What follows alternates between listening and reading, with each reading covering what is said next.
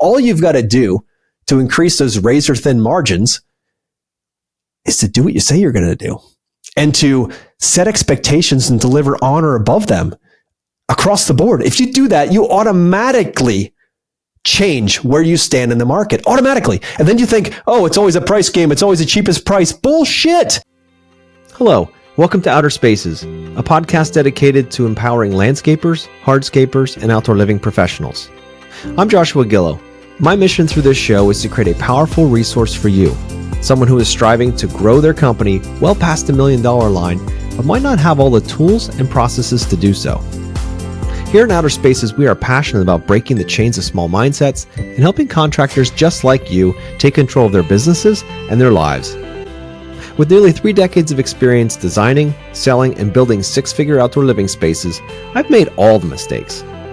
Starting with $0 in my pocket, and through the grace of God and a ton of hard work, I now own multiple businesses that afford me the time with my family and the lifestyle I've always dreamed of.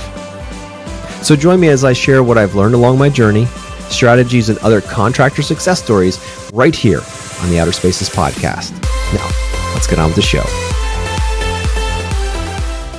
Hello, welcome back to the Outer Spaces podcast. This is your host, Joshua Gillow. This is the last week that Wes Zimmerman is going to be with us from Synced Up, and we're going to dive deep into a subject about how razor-thin profit margins are forcing outdoor living professionals to rethink how they sell. Guys, if you're out there selling the way you were before COVID or during COVID, and you think it's going to work now, man, you may have to learn it the hard way.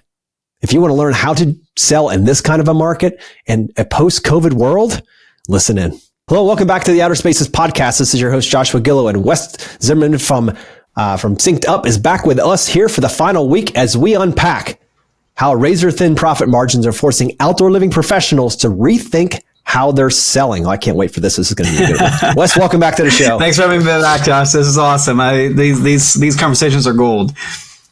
I appreciate it, brother. And you just have such wisdom to bestow on our listeners. And, last week we were talking about how to flip the script when your sales presentation is falling apart. Mm-hmm. Well, we know how to do that, right? We got to figure out where that intent's coming from. Is it to sell somebody or is it to help somebody? There's a big shift. Yep. You can't mess up when you're trying to help somebody. Yep. So this week we're going to refocus on how, I speak to a lot of outdoor living companies, landscapers and hardscapers on a weekly basis with Yes Express. And so often they talk about like, oh yeah, we made $1 million this year. One of my next questions is, all right, how much money did you bring home? Like what was your profit on that? Did you make any money? Because so often we get so focused on the front side, the revenue side, because it's big and glittery and glamour, and we can go out to with our buddies and have a beer and talk about how we hit the $1 million mark when they've got like $6,000 in the bank, if they're lucky, or they're in their line of credit just to keep that $1 million going forward, right? Yeah. So what I'd love to talk about here, because there are a lot in our industry right now that are still trying to run and gun like it was COVID, right? When everyone was just sending us like leads like crazy. We couldn't keep up. I mean, heck, we were 16 weeks out for design just to get a design to you. So, and people were like, yeah, no problem. It's amazing. No problem. We were a year out for builds. It was amazing, right? It was a time that in 30 years of doing this, Wes, I've never seen anything even remotely close. Yeah. We didn't know what was going to happen with COVID. Like, I remember the day when the governor shut the state down, and I was like, so we're considered essential, right? So we can go out and work because we're outside. This thing doesn't affect us. And we're all sitting here wondering what's going to happen next, right? We were like, uh-oh, it's going to be the worst year ever. And then all of a sudden, it flipped. Like, who could have seen that coming? Money was cheap. Interest rates were, down. We had inflation was down. Everybody was stuck home, and they all hated their backyards at the same time. Perfect. All right, good. So a lot of companies sprung up in that time to meet that demand, to have no, prior track record in this industry. And now all of a sudden they're trying to facilitate that demand by adding supply. Next problem is interest rates have gone up. The environment has changes in the economy now, and with the interest rates going up, inflation going up, and clients could kind of hold their breath on an election year. Like, some guys are struggling right now because they're still trying the same old tactics they did pre-COVID, during COVID, which they work great because you just had to have a heartbeat and a tractor and you were good to go. Now it's different. There's a ton more contractors out there trying to serve less of a demand. So how do you stand out? So I'd love to hear from you. You talk with hundreds, if not thousands of contractors, on a given time. When it comes to rethinking selling, are you seeing them change the way that they're looking at how they communicate with their clients? Well, yeah, like when things aren't going well, we tend to pull all kinds of narratives out of the air as to try to explain why isn't it going well? Like, what is the problem? And, from my side, where we help contractors fix their numbers or know their numbers to price their jobs profitably, sometimes they come to us because they're, the $1 million business with $6,000 in the bank account. They're that, and they're trying to they're trying to figure out what's the problem. And so we help them know their numbers. And what happens is suddenly now we're the black sheep because they're like, I can never sell for that. There's no way, no how. Or they go ahead and try to sell what the know your numbers activities resulted in. And now they're coming back. We're still the black sheep because they say, well, now nobody's buying. I used to be able to sell all kinds of work at $60 an hour. Now that I know I have to charge $95, nobody's buying. I'm like, well, yeah, no kidding. You were selling at 65 because nobody else is, and you were that guy or that person that was undercutting everybody else that actually was trying to make a dollar. So there's all kinds of narratives that you can blame, like, my pricing is too high. Well, the pricing is just a mathematical thing, or clients aren't buying anymore. Well, how good are you at setting expectations and communicating and qualifying and vetting? Or nobody's calling me anymore. Well, do you even have any Google reviews? Like, I don't have money for a website. Well, probably one of the fastest ways to get to the top of Google search is through an incredible Google listing profile, like a Google Maps profile, which is like, throw your photos on there, throw your hours in your services, and then like everybody that you rub elbows with, get them to give you a review. Like you can even get the ones that you did a consultation with to give you a review, get a review. Google doesn't care. Like, just get reviews. And basically the point I'm making is, sure, you can go spend 10, 20, 30 grand on an incredible top of the line website and eventually win at the SEO game. But you know what shows up above the top website in Google search? The top Google Maps listing. Yep. With the most reviews closest to your service area. And that is free. Free financially. It costs you in time and in discipline and in effort. Yep. So there's a couple different narratives that people blame for this scenario that you laid out. But the question is which one is it for you? Yeah, you're going to play a victim and be like, things that used to work before don't work anymore. The economy's screwed, or because of the president, or because of this, or because of my local whatever, YMCA. I'm like, anything, like blaming everything. You can be a victim and therefore have zero control over the future, or you can be the victor. And the way you become the victor is by reframing what it is and look at it as an opportunity. Yeah. Not something that's setting you back, and say, okay, we have a new opportunity to rebuild and to rethink how we communicate with our clients. Kind of like Rich Dad, Poor Dad. Instead of I can't afford it, well, how can I afford it? I can't sell it. Well, how can I sell it? Yep. And how can I change the way I do things? Because what we've seen with, training hundreds of companies around the country is the one thing that never goes out of style is the human connection. Yeah. What does go out of style is robots talking for you and disconnecting and not building relationships, but just trying to make the fastest path to cash. That gets old quick, and everybody's tired of that. All these crazy filters and funnels and all that stuff. Like they want to replace the human connection. And that is what a lot of companies are trying to do. They want to go build the cool stuff. They don't want to talk to the people that are buying it. And that's where you get in trouble, because ultimately the client is hiring the person. And the person has a company that can do the thing, right? So we got to get down to brass tacks and basics. When it comes to sales, what is it? What is sales? It could be so many different things. When I say what is sales, what comes to mind, Wes? Well, for me, I mean, okay, in this context of Synced Up as a software company, sales is solving problems for people. In the context of a contractor doing outdoor living spaces, sales is making their dreams and visions for their property accessible. Like I'm making that dream a reality. Like sales is, what is that dream? Okay, let me help you execute that dream. Like it's not solving problems isn't really the right label, but maybe it's like, it's bringing your dreams to life. Like it's taking what you're visualizing and making it reality. Right. You're definitely on the right track. If you get down to the very, very basic fundamentals of what sales is, It's change. One word. It's change. But here's the problem, Wes. How many of our clients and ourselves loves change? Who lines up in a long line for change? Like, I can't wait for things to be unfamiliar and uncomfortable, and I have to learn new things, and I have to try new things, and I got to risk. I've got to become uncertain. But sales is all of that. Sales is change. So we have to be the best guides we possibly can be with our clients, because they're going to be changing their backyard or their front yard, something around their house. So of course there's uncertainty that comes with that. Of course there's not knowing. We do this every day, but most of our homeowners, our customers, only do this once or twice in a lifetime. So there's no way they could possibly understand how much this stuff costs, right? That is so they don't know. That is the thing with high ticket sales, like outdoor living spaces, is you're not selling groceries that the client buys once a week. You're selling something that they might do once or twice in a lifetime. And so you're kind of teaching people in kindergarten over and over and over and over and over again. Yep. You're exactly right. And we can't blame them for that. No. So if you're a listener out there and you're so frustrated because everybody thinks that things should be cheaper, that's an opportunity.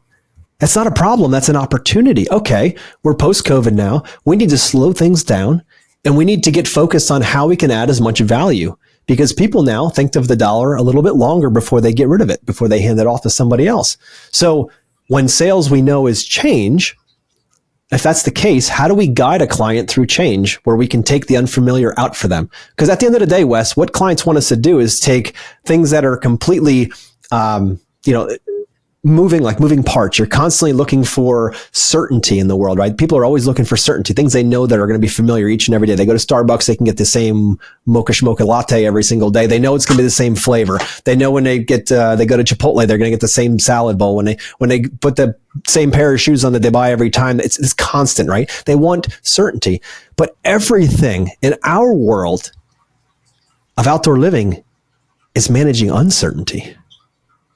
Right? We are constantly managing that, from coming up with an idea that didn't exist 15 minutes ago, and now it's on a design in front of us. I'm being crazy with the time, but you know what I mean? Like, now you have this vision. It didn't exist before. Now we have this. Now we show that to the client. We both want to agree that visual representation of the solution is awesome, that both you can build it and they love it, or you make adjustments until they do, right? So we're taking the unfamiliar, the uncertain, and giving it certainty. That's what we're doing at the end of the day. But if the client doesn't know that, or doesn't understand, or isn't guided well and just sold to, this is where things get to be really choppy for a client. It's important. We're taking the uncertain world and we're creating certainty. We need to do that through a process, through step by step. Yeah. As the client starts to feel that change coming on and that anxiety come up inside of them because they don't know what's coming next, because as a contractor or as a professional, you aren't telling them what's coming next. You're not setting the next expectation for them. Like, okay, guys, it's going to take 2 weeks to get this design done. We'll give you a call when it's done. And then 2 weeks comes and goes, and they're like, all right, great. I haven't heard from Wes. Like, where is he? He said 2 weeks. And it's almost springtime now, and 2 weeks. So they build up. Then all of a sudden the wife's like, honey, have you heard anything from Wes? I mean, this design is supposed to be done last week. I'll give him a call. I'll give him a couple more days. Maybe Wes will pull through. Next thing you know, it's 3 weeks. And they're like, what the hell? So now they're starting to build up this resentment of you because you told them 2 weeks. Yeah. But you're a busy guy and you forgot because you tell everybody 2 weeks. Next thing you know, right? Like you've seen the movie. Anyway, point is, pretty soon they get so ramped up and revved up because their spouses are complaining and fighting because they want to get this done, and you're not doing what you're just another damn contractor not getting it done on time. Yep. And next thing you know, they call you pissed off. Dude, you said 2 weeks. It's been 3 weeks. Where are you? And you're like, why all the attitude? Well, dude, you set this up. The expectation you gave them was 2 weeks. Now we're at 3 weeks. And you're mad at them because they're giving you attitude? What if you told them 3 weeks because that's what you knew it would take in the beginning? What if you thought it would take 2 and you tell them 3? Yep. What if you thought it was 2 and you tell them 4 and you deliver it in 3 and now you're king? Yeah. Right? It's expectation. So if we know that change is scary for people and they're constantly looking for ways to find that you're not truthful, right? And we're all doing that. We're always watching and saying, all right, well, Wes said 2 weeks for this design. If he delivers it on 2 weeks, all right, he said something, he delivered. Truth is built, one block in the wall, the truth wall. All right, great. He said he'll have a proposal back to me in 7 to 10 days.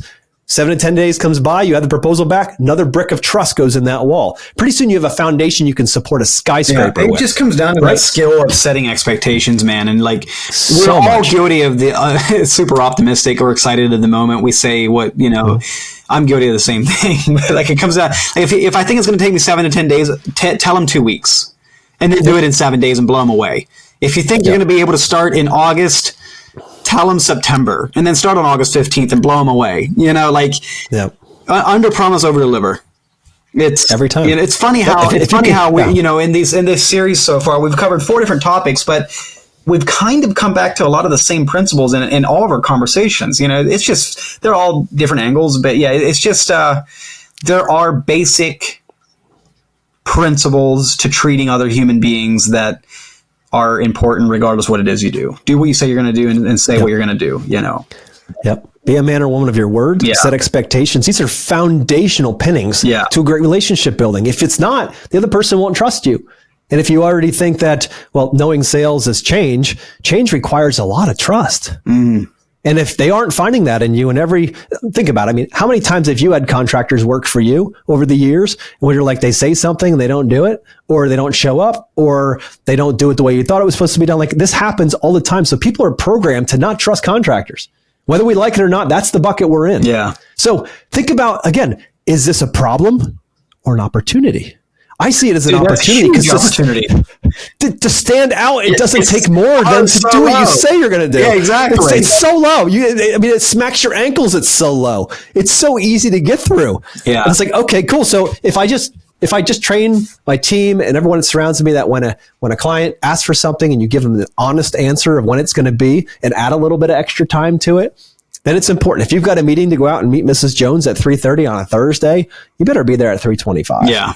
Knocking on that door. Yeah. If you're there at 3:55 because you like to be fashionably late, then you're an idiot. Yeah. Right? Because you know what? Nobody thinks that's cool. Yeah, it's just an ego problem you're going to have to deal with in another episode. But the point is that what's important is that the client feels respected, seen, understood, all of these kinds of things. And this is such an opportunity right now to either do that or get kicked out. You're going to be stuck getting the crappy jobs that clients don't have margin for, don't have enough volume to actually pay for the project. And then you get bitching because you got those crappy leads again.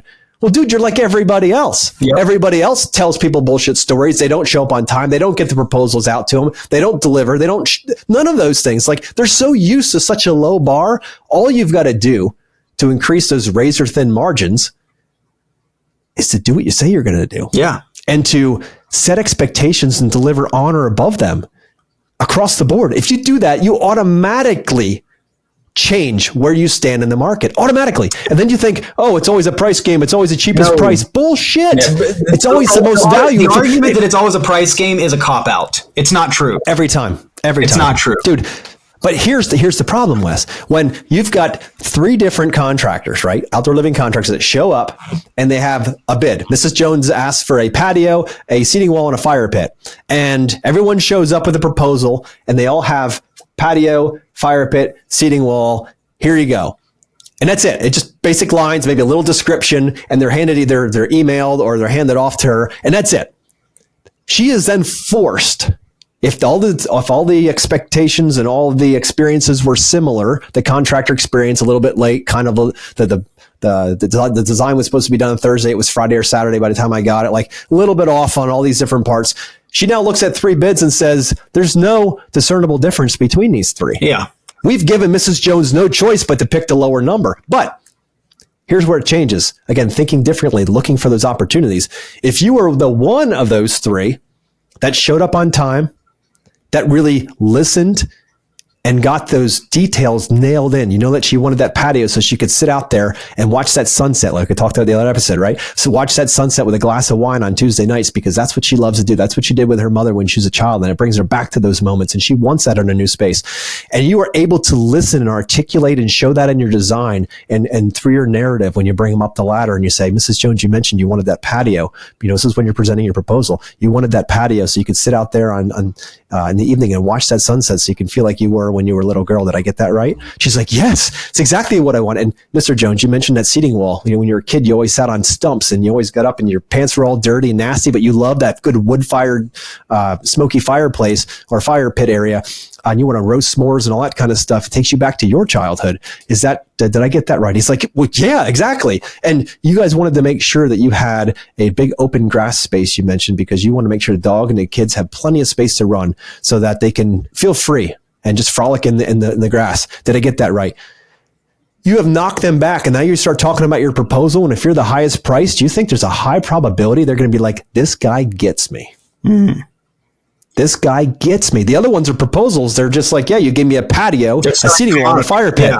Yeah, you didn't tap into the emotion. Remember, 80% of decisions in this world are made emotionally. And if they're not emotionally connected, the answer is you've given me nothing but logic to work with. And logic is numbers. Logic is, all right, this is exactly what it is. If I have 3 bids that are all logically prepared with no emotional connection, then they're all the same. There's no discernible difference between them. That's the difference. If you see your consultations making a decision based solely on price, that tells me you probably haven't done your job. That's right. Because you haven't filled in the gaps. And so they have no choice but to make their decision based on price. Yeah. And that's exactly right. And everything you've been saying for the last couple of minutes is kind of connected to the thing that behind you on your wall. In order to become the 1%, you must do what the 90% won't. Or make it 10%, 90%. I don't care. Make it 80%, 20%. The bar is pretty low. Like, if you want your clients to not make a decision based on price, well, then you must be willing to do the things that the other contractors are not willing to do. 100%. And it's as simple as that. Now, we're going to wrap this up with this thought. When the average in the industry is 3 out of 10, the closing rate is 30%, 3 out of 10. Average. We've heard them down to 10%. 30%, some are at 50 if they're doing semi-decent job of asking questions, or they just have a great reputation or nobody else is in the area. The reality is 30% is the average. If we can slow it down, guys, my goal with Yes Express is to get every single contractor in our market, in our outdoor living world, landscapers and hardscapers, outdoor living professionals, to 75% or higher. And the way that happens, because it's possible. My students see it. I see it every day in our business. It is possible, but here's the secret. You need to talk to less people more deeply. So slowing things down. We're taught in this industry that it's a volume game. If you're at 30% and we can't fix that, because that's the mentality, we can't fix 30% closing or 10% closing. We just got to see more people and send them through a broken machine. Yeah. Right? Just push more through. If we had 100 people come through and I can get 3 out of 10, that means I need 200 and then I can get more. Then I can double my business. But what if, Wes, here's the best part. What if you can go from 3 out of 10 to 5 out of 10 or 6 out of 10? No more marketing. Better capture in the middle. Yeah. Or dare I say 7 or 8 out of 10? How would that change if you were more effective with your time because you knew how to communicate? Slowing it down. If you are struggling in sales, so you go to dump money into marketing, but you're not answering every phone call, you're not returning every phone call. You say, I'll be back in a week and it takes you 2 weeks. You say, I'll get back to you tomorrow and it takes you 3 days. Forget dumping money into marketing. You're just dumping money into a leaky boat. Fix the leaky boat, and then you can dump money into marketing. 100%. Because imagine when you're at 75%, 80, 90% closing rate, and then you want to add fuel to the marketing machine. Oh boy, hold on, baby. Hold on. Wow. That's where it really gets fun. Yeah. But until we get to that point, until we fix that boat, until we fix that leak, all of it's for waste. It is. And you think about all the time that you're robbing from your family and your team, all that time you could be working on your business where you're stuck working in it because you're out there chasing down the leads because nobody else can do it as good as you when it comes to sales or it comes to run the business. That's the problem. When it comes down to it, we need to slow things down. We need to talk to less people more deeply. And then we're going to be able to open up this conversation. It's not a volume game. This is a relationship game. That's what our industry has it wrong. It's not volume, it's relationships. When you can focus on building those relationships, you not only build a higher value of each client financially and emotionally, you also build raving fans. So your marketing machine doesn't have to be nearly as robust because these people can't stop talking about you because you're the only guy that didn't just give me a piece of paper. You gave me hope. You gave me something to look forward to. You gave me certainty of a future that I couldn't see. You give me certainty through your design and through the fact that you're a man or a woman of your word, and you say what you're going to do and you do it. Yeah. It's that simple. It doesn't cost anything to do those things. Nope. It's in the simple things. It's not like you can buy a thing or fix a thing. It's in the simple things, because you can buy a thing like your sales training. You can buy a thing like Synced Up and still flounder. Well, it's of course because you're not doing you're not doing the simple things. You're not doing the work in here, in between the ears. Dude, I want to wrap up with this. If you treat these different things like Synced Up or Yes Express, like, or any training for that matter, whatever it is, like going to the gym, like gym membership, right? So, exactly. Right. You want to do a gym membership. You're like, oh man, it's the new year, new me. I can't wait. I'm going to go get a gym membership. So you go to the gym and you buy the whole year package. But all right, so you're like, I'm going to do this. I got this now. This is going to be amazing. You show up on Monday morning. You walk up to the door, you look in the glass, and you're like, I bought a gym membership. I showed up to the gym today. Didn't lift the weight, but I looked in the window. Tuesday comes along. Same thing. You look in the window and you're like, yep, I bought a gym membership. I went to the gym. Didn't do anything, but I went to the gym. This is how people look at some of these different trainings. They look at it like, I bought it, so now it's going to solve this problem for me.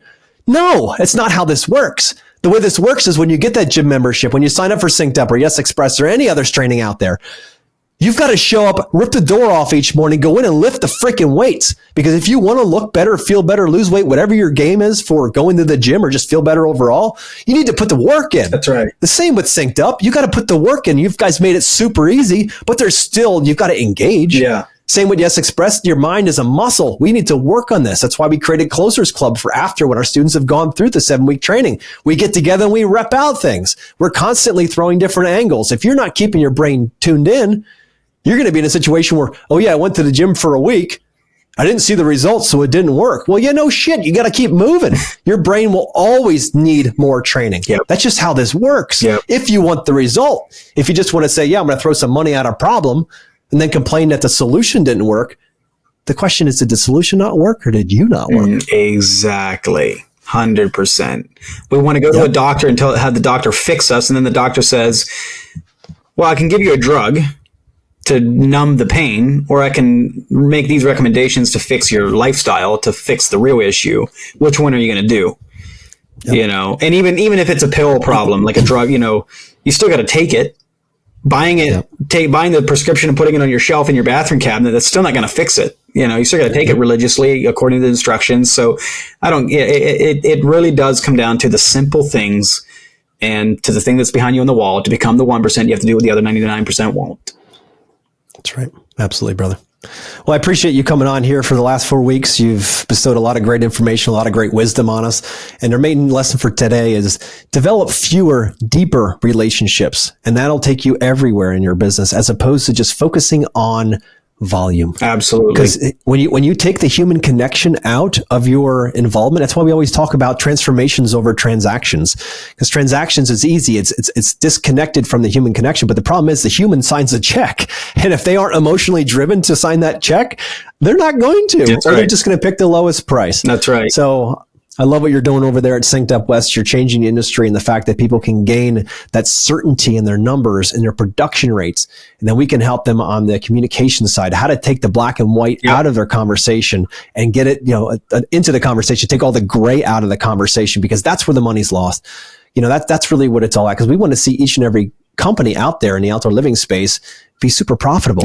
So they can build a business that they can walk away from and have a team running, that they can afford all of those things and to do travel or whatever's in your heart, fishing, whatever it might be, then you can do more of those things and you can help more people, but you can't do it if you're stuck in the old way. That's right. So if you're going to thrive in a post-COVID world, the secret is slowing down and asking great questions, because in that, everything changes. And Wes, if you want to ask questions about your numbers and your budget, I just want to pitch this out there for your listeners as a little freebie. We do a thing we call the free budgeting consultation. And if you're if you're scared of your numbers, like we were saying on the earlier episode a few weeks ago, if you're willing to sit down on a Zoom call for an hour, we can help you. We can help you shine the flashlight into the dark closet and scare away the monsters, meaning get out the other side knowing exactly what you have to charge and dispel all the gray area and become black and white. And I'll give you the link so that anybody that's listening to this can click on that. And if you Another thing I'll just put out there as an opportunity for everybody, if you want to get into a room with other people in the grind of business just like you, check out our Synced Up Contractor Summit. It's an annual event. It's October 3rd and 4th this year out in Dayton, Ohio. If you just Google Synced Up Contractor Summit, you'll find it. A blend of motivational speakers, business speakers, training and content around Synced Up. But it's about supporting the entire person, the whole business, the whole team, not just one channel of numbers or one channel of sales or just motivational. It's the whole package. And we're going to do a business spotlight as well. So we'll be touring J Squared's business. So anyway, I'll give you the links to those so you can put in the show notes. But I just want to make sure that anybody that's listening to this and be like, yeah, man, I'd like to have that. Well, here's 2 ways where you can start. Get the free budgeting consultation. We'll help you get your numbers straightened out for free. No commitment, nothing at all. Of course, if you want Synced Up, well then sure. We'll just take the work that we did in that free consultation and roll it right over to your new Synced Up subscription. No problem. But we're here to help people thrive, not just survive. And everybody's in a different place in their journey. We recognize that. And even if you're not in the mindset of buying a product yet, that doesn't mean we can't help you. Yep. What did we talk about for the last few weeks? With clarity comes confidence. That's right. And the more confident you show up with your clients and your family, it changes the game. So get that flashlight out, guys. Go look in those dark places. If you are scared of the darkness, if you're scared of that closet or under that bed, and like we talked about on one of the episodes here, where we talked about knowing your numbers, your budgets, having that lined up, knowing your production rates, and then knowing how to communicate and creating black and white environments, not gray environments, shining the light on all those. When you can do that, those 3 things will change your life, your business, and everything. Amen. We can say that because I've seen both sides. I know Wef's seen both sides as well. And this is definitely the better path. It's going to take a little work, but I'm telling you right now, it's going to be worth every single moment. So, Wes, thank you for coming on, brother. And I'm so excited for your event. And you guys know what to do next. So see you next week. Cheers. Thank you. Cheers.